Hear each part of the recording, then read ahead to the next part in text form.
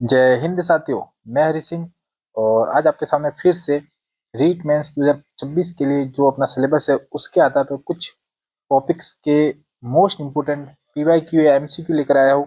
जिसके अंदर आज अपने पास टॉपिक है राजस्थान के जो साहित्यकार है वो और उनकी जो कुछ कृतियाँ या रचनाएं हैं उससे संबंधित। इससे संबंधित पिछली बार भी रीट में 4 से 5 प्रश्न पूछे गए थे और इस बार भी पूरी की पूरी संभावना है कि 4 से 5 प्रश्न पूछे जाएंगे। ध्यान रखना, ये राजस्थानी साहित्यकार जो नॉर्मल अपन राजस्थान जीके के अंदर पढ़ते हैं वो नहीं है, उससे अलग पूरा जो भी राजस्थान के साहित्य है उससे संबंधित ये प्रश्न होते हैं जिसमें बहुत सारी अलग अलग कृतियां होती है जो अपने को पता भी नहीं होती। तो ये जितने भी प्रश्न वो सब प्रश्न पिछले किसी न किसी परीक्षा में पूछे गए हैं, यानी एक तरह से पीवाईक्यू है। और आज उसी पीवाईक्यू में से वो इम्पोर्टेंट प्रश्न आपके सामने लेकर आया हूँ जो इस रीट मेंस 2026 में आने योग्य है। तो आप इस वीडियो को पूरा देखिएगा, स्किप बिल्कुल भी मत करिएगा, क्योंकि टोटल कितने प्रश्न है इसमें 60 क्वेश्चंस है। इसमें से एक पहला पार्ट अपने पास और वो पहला पार्ट कितना है 1 से 30 प्रश्न तक। वीडियो ज़्यादा लंबा न बने इसलिए मैंने आपके 2 पार्ट के अंदर इस टॉपिक को डिवाइड कर दिया है। तो आप दोनों ही पार्ट जरूर देखें, इसके बाद में दूसरा पार्ट भी आपके सामने अपलोड कर दिया जाएगा। तो चलिए चलते हैं अपन रीट मेंस 2026 के लिए मोस्ट इंपोर्टेंट पीवाईक्यू राजस्थानी साहित्यकार उनकी कृतियां रचनाओं से संबंधित। यदि आपने चैनल को सब्सक्राइब नहीं किया है तो चैनल को सब्सक्राइब जरूर करें और बेल आइकन पर भी क्लिक करें ताकि मेरे जो भी वीडियो मिलेंगे उसकी नोटिफिकेशन आपके पास जरूर पहुंच जाएगी। ठीक है, तो चलिए चलते हैं अपन आज के 30 प्रश्नों की ओर। इसमें पहला प्रश्न अपने पास ये रहा, क्या है, कौन सा कोड सुमेलित नहीं है। अपने कभी भी परीक्षा यदि होती है तो उसमें सबसे पहले अपने को क्या देखना है कि क्या पूछा गया है। और बहुत बार लोग यहाँ पे कंफ्यूजन करते हैं, मैं खुद कंफ्यूजन करता हूँ। तो आपको पता होना चाहिए कि क्या पूछा गया, उसके नीचे अंडरलाइन करिए तो नहीं है, तो यानी कौन सा नहीं है। पर अपन जल्दबाजी के अंदर कुछ ना कुछ गलती कर देते हैं। इसमें अपने को ये उत्तर देखने हैं। तो देखिए, मतीराम, ललित ललाम, ना हरिदास, अवतार चरित्र, दयाबाई, दयाबोध, सोमनाथ, सुजान चरित्र।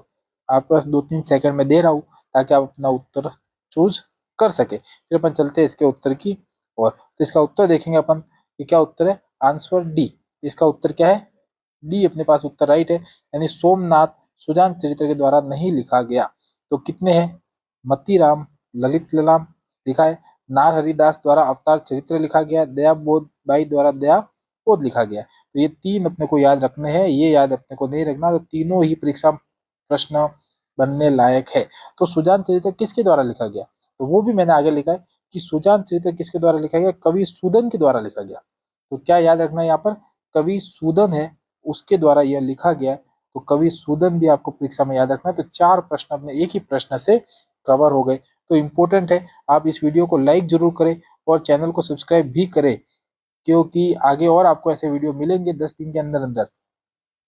आगे चलते हैं अपन, नेक्स्ट प्रश्न अपने पास, कौन सा कोड सुमेलित नहीं है। वापस अपने पास वही है, सुमेलित नहीं पूछा गया है। एक तरफ लेखक है, एक तरफ उसकी रचनाएं हैं। हरिभद्र सूरी, धूर्तख्यान, उदयतन सूरी, कुवलयमाला, जिनेश्वर सूरी, आलम और पद्मनाभ कानड़दे प्रबंध। यदि फिर भी आपको मैं बताऊंगा, आप नॉर्मल भी जीके पढ़ रहे तो 2 तो आपको याद होने चाहिए। कुवलयमाला जो उदयतन सूरी द्वारा लिखित है, पद्मनाभ कानड़दे प्रबंध के द्वारा, जो पद्मनाभ द्वारा कानड़दे प्रबंध लिखा गया है।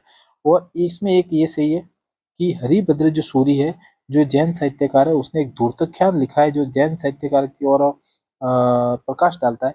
ये जैन साहित्य है, याद रखना अपने को। और क्या लिखा है, धूर्तख्यान। तो इसका सही उत्तर जो सुमेलित नहीं है वो क्या है अपने पास, जिनेश्वर सूरी।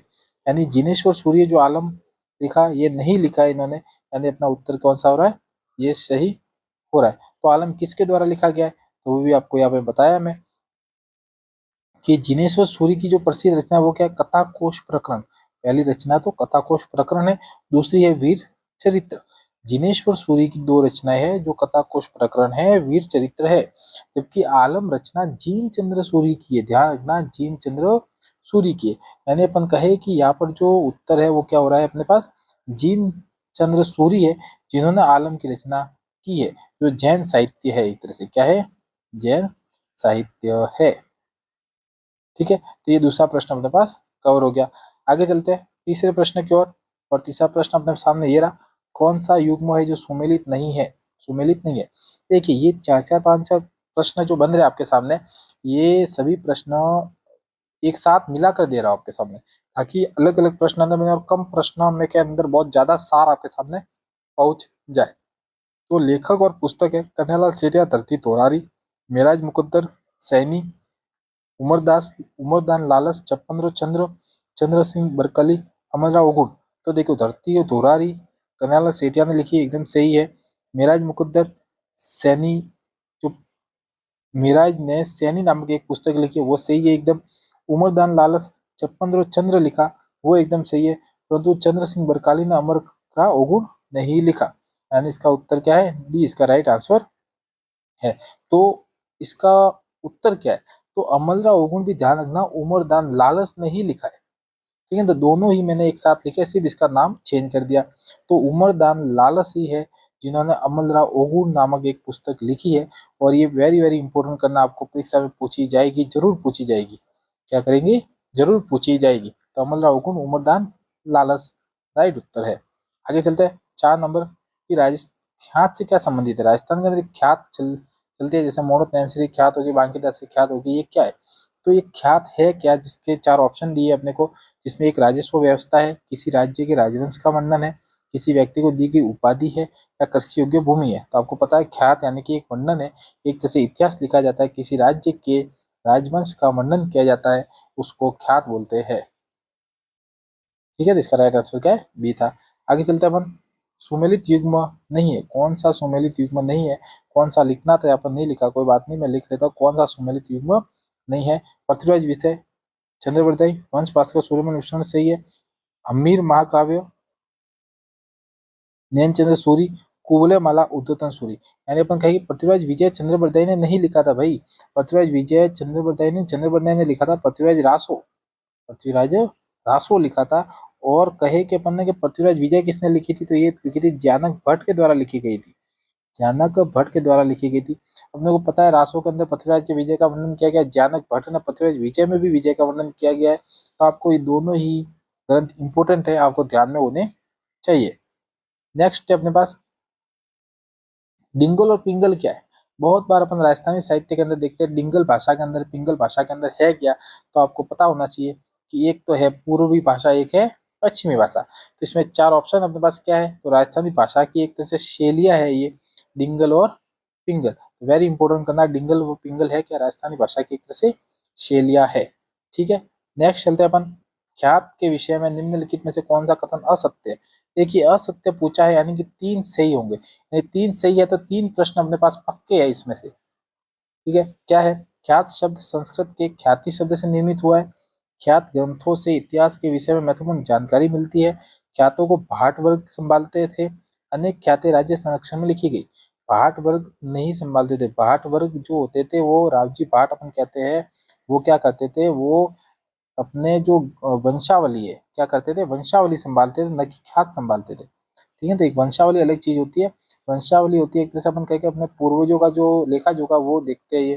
तो ये उत्तर इसका गलत है, बाकी तीनों उत्तर अपने पास सही है। वापस देख लेते हैं, ख्यात शब्द संस्कृत के ख्याति शब्द से निर्मित हुआ है, ख्यात ग्रंथों से इतिहास के विषय में महत्वपूर्ण जानकारी मिलती है, एकदम राइट है। ख्यात ये गलत हो गया अपने पास, तो इसका आंसर क्या है, सी सही है। और अनेक ख्यातें राज्य संरक्षण में लिखी गई, ये भी अपने पास सही है, क्योंकि जो भी ख्यातें लिखते थे वो राज्यों के वर्णन के रूप में होती थी, तो राजाओं का संरक्षण उनको प्राप्त होता था, वही ख्यातें अपनी प्रशंसा में लिखवाते थे। नेक्स्ट अपने पास कौन सा युग्म सुमेलित नहीं है, और कौन सा युग्म सुमेलित नहीं है, उसमें 4 ऑप्शन अपने पास सुमेलित नहीं है, यानी कि अंडरलाइन करनी है। पहला प्रश्न अपने पास, सदाशिव अमर काव्य वंशावली है क्या, आपको ध्यान रखना है, आपको समझना है। जगजीवन भट्ट होता है जो अजितोदय लिखा गया है, नयन चंद्र सूरी जो हमीर महाकाव्य लिखा, कुसुम चंद्र जो काव्यम लिखा। तो बताइए क्या था, तो ध्यान रखना आप, सदाशिव के ने वंशावली नहीं लिखी है, सदाशिव ने अमर काव्य वंशावली नहीं लिखी है, जबकि रणछोड़ भट्ट तेलंग के द्वारा यह लिखी गई है, रणछोड़ भट्ट तेलंग के द्वारा लिखी गई है। तो आप इसका राइट आंसर ये कर सकते हैं। जगजीवन ने अजितोदय लिखा, सही बात है, जो अजित सिंह था मारवाड़ का शासक उसके बारे में। नयन चंद्र सूरी अमीर महाकाव्य पता है। कुसुम चंद्र जो काव्य नामक कवि, उन्होंने यह कुसुम चंद्र ने काव्यम ग्रंथ लिखा था। तो आपको ये 4 ऑप्शन आपको याद रखने हैं, जिसमें से अमर काव्य वंशावली किसने लिखी है, रणछोड़ भट्ट तेलंग ने लिखी है। सदाशिव के भट्ट ग्रंथ क्या क्या है, तो राज रत्नाकर नामक एक ग्रंथ है, सदाशिव भट्ट के ग्रंथ, गंगा लहरी ये प्रश्न है, और ये गंगा लहरी नामक प्रश्न पूछा गया है बहुत बार, तो आपको गंगा लहरी तो याद रखना ही रखना है। प्रश्न बनता है कि गंगा लहरी ग्रंथ किसने लिखा, सदाशिव भट्ट ने लिखा, और राय विनोद है ये भी आपको याद रखना है किसने, सदाशिव भट्ट ने लिखा है। और अमर काव्य वंशावली रणछोड़ भट्ट तेलंग के द्वारा लिखी गई है, और इसी वंशावली के अंदर अपने को पता है कि अमर सिंह और महाराणा प्रताप की जो भेंट हुई थी उसका वर्णन इसमें मिलता है अपने को। ठीक है, तो अमर सिंह के साथ महाराणा प्रताप की भेंट का वर्णन इसमें मिलता है। आगे अपने पास 9 नंबर प्रश्न है, निम्नलिखित साहित्यिक स्रोतों में कौन सा सही सुमेलित नहीं है। इसमें ग्रंथ है, एक तरफ लेखक दिए गए हैं, इसमें अपने को ऑप्शन है चारों, आपको ध्यान रखना है। देखिए, पृथ्वीराज विजय, कवि जानक एकदम सही है, काहनर दे प्रबंध नहीं, बांकीदास नहीं है, इसकी जगह कौन है, पद्मनाभ है। कौन है, पद्मनाभ है। तो ये आपके गलत हो गया, यानी इस हिसाब से जो प्रश्न में नहीं पूछा गया वो इसका राइट आंसर ये। वंश भास्कर किसने लिखा है, सूर्यमल मिश्र ने, एकदम सही है। मारवाड़ प्रज्ञा विगत मोहम्मद नैन सिंह ने लिखी, एकदम सही है। और जानक भट्ट भी अपने को पता है। ठीक है, ये अपने को ध्यान रखना है। काहनर देव प्रबंध और वीरम देव सोनकर की बात जो पद्मनाभ के द्वारा लिखी गई है, जो जालोर के सोनकर चौहानों का एक अपन कहे तो वर्णन मिलता है। आगे अपने पास कौन सा निम्न में से सुमेलित नहीं है, वापस अपने पास वही चीज है। अमीर महाकाव्य नैनचंद्र सूरी द्वारा, वंश भास्कर सूर्यमल मिश्रण द्वारा, पृथ्वीराज विजय चंद्र सूर्य है क्या, नहीं, कोलमाला उद्योतन सूर्य यानी कि राइट। यानी पृथ्वीराज विजय किसके द्वारा लिखी गई है, जानक भट्ट के द्वारा लिखी गई है। ठीक है, ये इसका राइट उत्तर है। नेक्स्ट है अपने पास 11 नंबर, निम्नलिखित में से गलत युग्मों की पहचान कीजिए। गलत युग्म बिसल देव रासो, नरपति नाला, सूरज प्रकाश, कन्नीदान, वंश भास्कर, सूर्यमल मिश्रण, बाबूजी चंद लक्ष्मी कुमारी जी है क्या, नहीं, बाबूजी चंद लक्ष्मी कुमारी जी नहीं है। तो बिसल देव रासो, नरपति नाला ने लिखा है, सूरज प्रकाश कन्नीदान ने लिखा है, वंश भास्कर सूर्यमल मिश्रण ने लिखा है। आपके कैसे भी प्रश्न पूछे जा सकते हैं इसमें से, तो आपको सब याद रखने हैं कि ये तीनों सही है, ये गलत है। तो बाबूजी चंद्र लिखा किसने, तो उसका उत्तर अपन जानते हैं क्या है, बिट्टू मेहा के द्वारा लिखा गया। क्या है, बिट्टू मेहा के द्वारा लिखा गया बाबूजी चंद। तो इंपोर्टेंट करना, लक्ष्मी कुमारी जी के द्वारा क्या लिखा गया, पाबूरी बात, पाबूरी बात लिखी गई है। तो ये आपको ध्यान रखना है कि लक्ष्मी कुमारी जी के द्वारा क्या है, पाबू की बात लिखी गई है। बाबूजी चंद किसने लिखा है, बिट्टू मेहा ने लिखा है। नेक्स्ट अपने पास गलत युग्मों को चुनिए। साहित्यिक रचना है, एक तरफ साहित्यकार है। बाधा में भूगोल हरीश बादानी है क्या, बादली चंद्र सिंह बिरकाली है क्या, राधा सत्य प्रकाश जोशी है क्या, मेघमाल सुमेर सिंह शेखावत है क्या। इसमें से ऐसे है जो गलत युग्म है उसको चुनने के लिए बोल रहे हैं। इसका राइट आंसर आप बताइए। तो इसका राइट आंसर है सी, राधा। यानी राधा सत्य प्रकाश जोशी की न होकर किसकी है, चंद्र सिंह बिरकाली की है। मैंने सिर्फ थोड़ा सा आगे एक ऑप्शन अलग कर दिया, बाकी एज इट आपके सही है। तो आपके सामने क्या है कि चंद्र सिंह बिरकाली जो है अपने पास, उसकी कृति है बादली और राधा, दो प्रसिद्ध काव्य रचनाएं है। तो सत्य प्रकाश जोशी नहीं होकर इसकी जगह भी क्या होगा, बादली और राधा दोनों ही किसके पास है, चंद्र सिंह बिरकाली के पास है। मेघमाल है जो सुमेर सिंह शेखावत ने लिखा है, एक ग्रंथ है जो मेघमाल के नाम से जाना जाता है। ठीक है, 13 नंबर प्रश्न आपके पास, कोट सुमेलित नहीं है, लेखक और रचना। तो नैन चंद्र सूरी हमीर महाकाव्य सही बात है, कर्णिदान सूर्य प्रकाश सही है, कुशाल सिंह ढोला मारूरा दुआ, या पृथ्वीराज राठौड़ गंगा लहरी।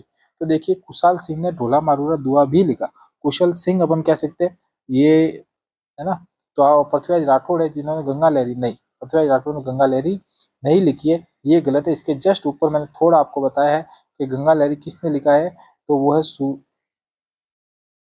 सदाशिव भट्ट के द्वारा। सदाशिव भट्ट ने गंगा लहरी नामक ग्रंथ लिखा है। तो आपको पता है कि मैंने पहले बता दिया था, इसलिए बार बार आप कंफ्यूजन न हो, सदाशिव भट्ट ने गंगा लहरी लिखा। नेक्स्ट अपने पास सुमिलित नहीं, रचना और लेखक है, प्रबंध कोश चिंतामणि, कायम रासो, जान कवि, सुजन चरित्र सुदन कवि, या अलेखू हिटलर मुराराम चारण।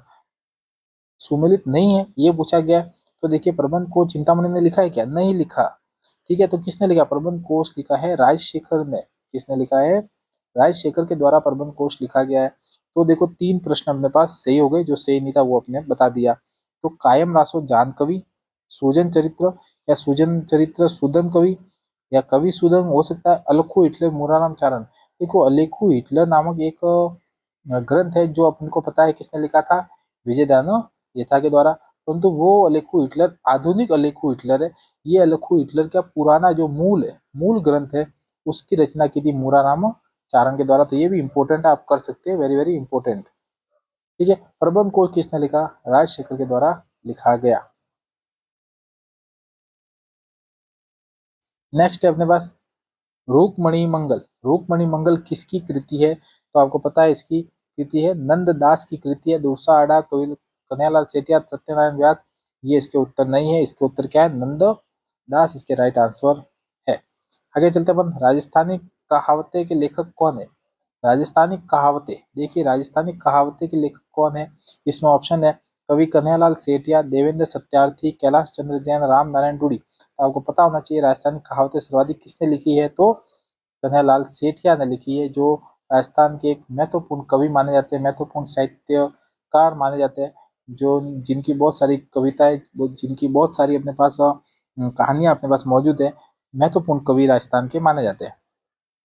ठीक है, आगे अपन प्रश्न देखते हैं, दुविधा कहानी जिस पर फिल्म बनी और फिल्म का नाम क्या था, तो ध्यान रखना पहेली, क्या थी, पहेली। दुविधा को इन्होंने पहेली नामक फिल्म के रूप में रचना की थी इन्होंने। दुविधा नाम की कहानी थी जिसकी, तो ये दुविधा नाम की कहानी है, ये है किसकी, उसका प्रश्न अपने पास, जिसमें कन्हैयालाल सेठिया, विजयनाथ देथा, चंद्र शर्मा गुलेरी या हरुभाई उपाध्याय। तो इसके राइट आंसर क्या है, विजयदान देथा। और विजयदान देथा की एक दुविधा नामक कहानी थी, जिनकी पहली नामक फिल्म का निर्माण हुआ था। हो गोरी कीन पीवरी। अब प्रश्न जितने भी आएंगे वो सब प्रश्न आपके सामने वन लाइनर आएंगे, तो आपको दिक्कत नहीं है। तो हु गोरी कीन पीवरी रचयिता कौन है, वेरी इंपॉर्टेंट करना, प्रश्न आया हुआ है, एक अपने पास पीवाई की हुई है। तो हु गोरी कीन पीवरी रचयिता कौन है, तो देखिए श्यामल गुप्त, चंद्रशेखर पांड्या, केसर सिंह बारट, यादवेंद्र शर्मा। यादवेंद्र शर्मा, तो इसका राइट आंसर अपने को पता होना चाहिए, क्या है, डी, यानी कि यादवेंद्र शर्मा इसका राइट उत्तर है। यादवेंद्र शर्मा हु गोरी किन पीवरी ग्रंथ की रचना करने वाले यादवेंद्र शर्मा थे। आगे चलते अपन, पग फेरो। पग फेरो जब पिछले रीट के अंदर परीक्षा में प्रश्न पूछा गया था, तो बहुत कम लोगों को आता था। उसके बाद में 2-3 बार ये रिपीट हो गया, तो रिपीट हुआ यानी कि अब आगे भी रिपीट हो सकता है। नए अभ्यर्थी इसकी तरफ ध्यान दे। पग फेरो किसकी रचना है, तो ये है मणि मधुकर की रचना है। किसकी है, मणि मधुकर की रचना, इंपॉर्टेंट है, मोस्ट है, आप याद करना है। पग फेरो मणि मधुकर की रचना मानी जाती है। आगे अपने पास, राजस्थान के लोक देवता पुस्तक के लेखक कौन है। राजस्थान के लोक देवता पुस्तक के लेखक कौन है, जिसमें 4 ऑप्शन है, कैलाश चंद्र सेन, राधा किशन सोनी, दशरथ शर्मा, गौरी शंकर हीराचंद ओझा। इसका राइट आंसर अपने पास राधा किशन सोनी। राधा किशन सोनी ने राजस्थान के लोक देवता और लोक देवियों के ऊपर पुस्तक लिखी है और उनके जीवन पर प्रकाश डालता है। नेक्स्ट अपने पास, ढोला मारूरी बात। ढोला मारूरी बात किस रूप में प्रसिद्ध है, किस रूप में प्रसिद्ध, देखिए ढोला मारू की बात है क्या, क्या खंड काव्य है, क्या नाटक है, क्या लोक गाथा है, क्या आत्मकथा है, नहीं भाई।